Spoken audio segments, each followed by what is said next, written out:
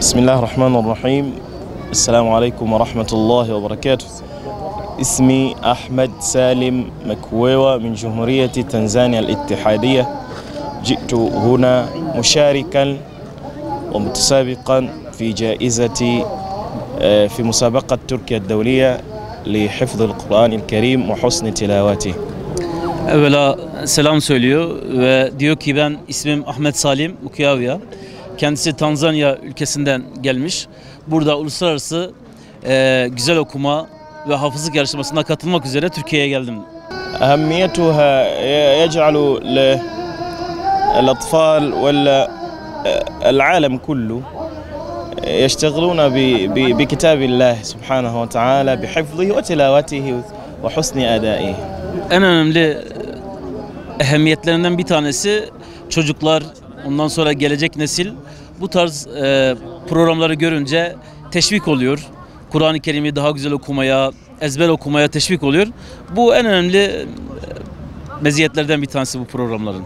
لأنه كتاب الله كلام الله كلام الله الأزلي وواجب علينا أن نقرأه ونؤجر بقراءته. Çünkü Allahu Teala'nın ezeli kitabıdır. Kur'an-ı Kerim'imizdir. Allah'ın ezeli kelamıdır. Okuduğumuzda sevap kazanıyoruz. Üzerimize vaciptir Kur'an-ı Kerim'i okumak ve onu anlamaya çalışmak. Bu uğurda çalışmak bizim üzerimize vacip. ندعو الله لهم من ينصرهم ويجبر كسرهم فنحن لا نستطيع أن نذهب هناك ونجتمع معهم لكنهم في صدورنا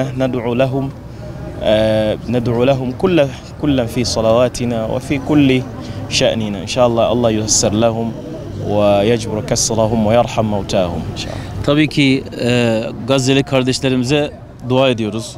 Gazze'li kardeşlerimizin Allahu Teala yaralılarına şifa versin. Şehit olanlarına rahmet eylesin. Tabii ki gönül ister ki biz şu an onlarla beraber Gazze'de olalım. Onlarla beraber olalım ama gidemiyoruz. Bu nedenle ancak kalbimizden onlara dua ediyor ve bir an önce Allahu Teala'nın kendilerine zafer nasip etmesini ve yaralılarının tedavi olmasını ve vefat edenlerin de merhamet olunmasını Allahu Teala'dan diliyoruz.